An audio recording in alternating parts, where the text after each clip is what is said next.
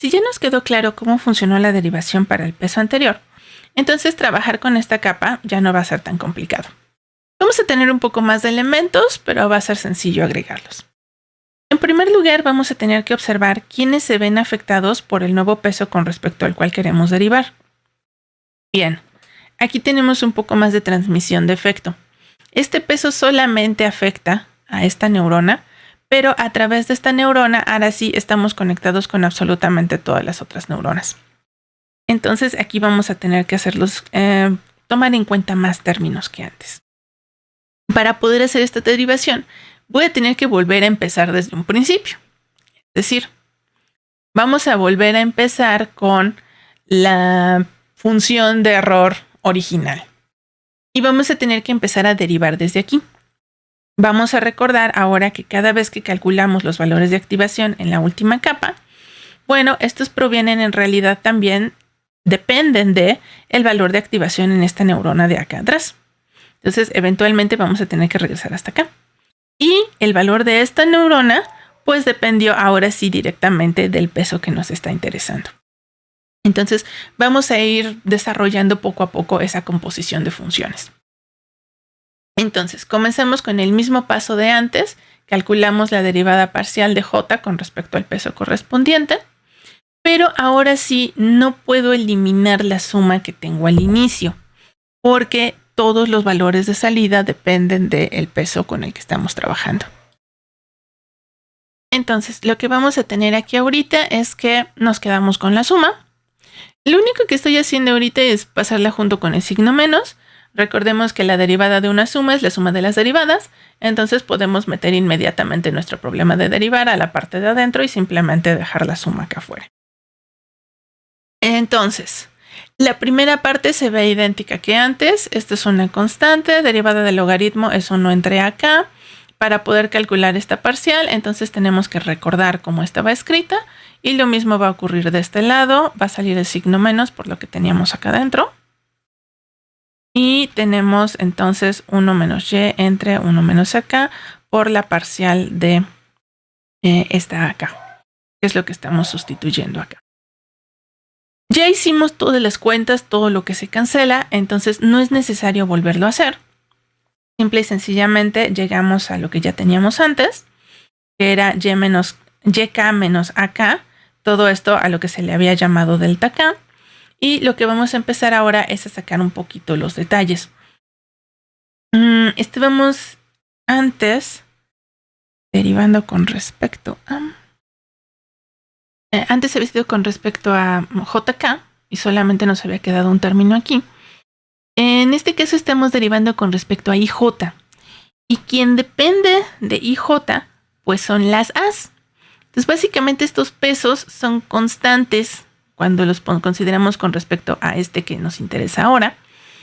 Y como ahora pues recordábamos que nuestra red está siendo alimentada por todos estos caminos, lo que vamos a tener es que por cada uno de estos términos sí nos está sobreviviendo el peso que acompaña a esta AJ. Entonces por eso aquí vamos a tener que nuestro término delta K pues está acompañado por el respectivo peso que conecta a la neurona J con la neurona K, sale acá. Y ahora lo que tenemos que hacer es calcular la parcial de este valor de activación. La buena noticia es que efectivamente solamente nos interesa un valor de activación, que es el de esta neurona Jésima, que es con la que nos estamos conectando. Todos los demás en este momento no nos van a afectar. Pero entonces de aquí están saliendo precisamente estos términos. Ahora, para poder calcular esta derivada parcial, pues vamos a repetir lo mismo de antes, que es recordar cómo fue calculada, y ahí es donde va a aparecer ahora sí explícitamente el peso IJ, que es el que nos interesa. Bien, para ir simplificando un poco, de este paso para este paso, simple y sencillamente se hace la sustitución. Ahora vamos a estar trabajando sobre las I's, que serían todas estas neuronas de acá, que fueron las que contribuyeron con sus distintos pesos a poder calcular este valor. Este que está aquí entonces sería la combinación lineal para esta neurona, entonces por eso le pusimos aquí el índice J. Y ahora lo que vamos a tratar de hacer es ir simplificando poco a poco esta notación. Entonces ahora sí vamos a aprovechar que esto se llama delta K. Y aquí lo que tenemos es la misma suma, pero de esto escribimos delta K. Este es exactamente el mismo peso que estamos colocando acá. De aquí, bueno, regla de la cadena. Recordemos las propiedades que tiene G, entonces simplemente dejamos indicado G' con respecto a ZJ. Sería G' evaluado en ZJ y la derivada de lo que está acá adentro. De lo que está acá adentro, ahora sí, a diferencia de este caso donde nos quedamos con varios pesos, en este solamente hay uno que es el que un elemento que va a sobrevivir. Estamos derivando con respecto a IJ. Entonces, ahora las variables son estas. Las que están en K son las constantes. Y solamente hay una, que es cuando I vale exactamente I. Que cuando calcule la derivada con respecto a sí misma, pues va a ser 1. Y sobrevive una A. De toda esta suma, solamente sobrevive precisamente a I.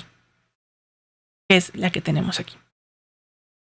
Entonces, aquí está esa AI que sobrevivió. A todo este elemento que tenemos aquí, de hecho, observemos que cómodamente esta AI no depende de la K, realmente sí la podemos factorizar. A todo esto le vamos a llamar delta J. Delta. Y entonces podemos reescribir ahora sí nuestras ecuaciones de manera un poco más cómoda. Ya teníamos entonces de la primera capa que el error cometido por la última capa lo podíamos ver directamente como la diferencia entre lo que queríamos y lo que logramos calcular. Esto tiene una característica bastante interesante. Es exactamente por cada neurona tenemos uno de estos. Después venía la parcial de J con respecto a cada uno de los pesos. Observemos que por cada uno de estos errores vamos a tener de hecho tantas componentes de estas como pesos estaban conectados con la késima neurona. Entonces de estos tenemos un montón. Y lo único que teníamos que hacer era multiplicar este valor único por el valor de activación de la neurona con la cual estaba conectado. Y bueno, aquí el signo menos que venimos cargando por la definición de la función de error. Y ya está, ¿no? Ahora, ¿qué pasaba con estas otras neuronas? Viene la definición de este delta J, donde tenemos un producto de las delta Ks, que venían de la capa que está más hacia adelante, multiplicados por los pesos correspondientes. Tenemos una suma sobre todos los elementos en la última capa. Y una vez que hicimos esto, viene multiplicar por la función prima evaluada en la ZJ. Observemos una vez más que esto nada más depende de J, no depende de las Ks, entonces por eso lo podíamos poner. Entonces, realmente la suma nada más afecta a este. Ya que tenemos entonces este producto, este que está aquí, otra vez tenemos uno por cada neurona en la capa de en medio. Entonces, aquí teníamos las Ks. Acá vamos a tener las Js y tenemos uno por cada una de estas. Este se suele interpretar también como la contribución al error o el error que cometieron todas las neuronas en la capa de en medio. Y observen que el error de cada neurona pues realmente tiene una es la suma de cómo contribuyó al error de todas las neuronas que estaban en la capa siguiente. Lo cual pues tiene mucho sentido, ¿no? Si está participando en todos lados, pues su error es la suma de todos los errores a los cuales contribuyó. Y entonces para calcular el gradiente, otra vez nos queda una fórmula bastante sencilla, que es multiplicar este único error por el valor de activación de la neurona con la cual estaba conectada en la capa anterior. Y de esta manera podemos obtener todas las parciales con respecto a los pesos que estaban conectados con estas neuronas. Aquí tenemos todos esos. Y hasta aquí quedaría la parte de hacer el cálculo directamente. El siguiente problema que vamos a tener es, bueno, sí podríamos implementar perfectamente ya un algoritmo de descenso por el gradiente con estas fórmulas que tenemos aquí. Simplemente tendríamos un montón de ciclos for para estar calculando todas estas sumas y multiplicaciones. Sin embargo, la forma en la que se acostumbra a trabajar ahora con las redes neuronales no es directamente calculando esto componente por componente, sino que lo vamos a utilizar con notación matricial. Esto va a tener varias ventajas. Por un lado, la notación va a ser muchísimo más compacta y por otro lado va a permitir la implementación de los algoritmos con procesadores como CUDA, en general con GPUs, con APIs como CUDA para procesadores con GPUs, de manera que estas operaciones se estén realizando en paralelo y entonces trabajemos muchísimo más rápido con las redes neuronales. Pues realmente el estar utilizando notación matricial va a tener un impacto directo sobre el tiempo que tardan en ejecutarse nuestros algoritmos. Aquellos que están preocupados un poco por la ecología nos dirán que sí tardaremos poco tiempo, pero vamos a estar gastando muchísima electricidad. Entonces, igualmente hay que seguir tratando de optimizar esto lo más que podamos. Pues hasta aquí viene la primera parte de la derivación del gradiente.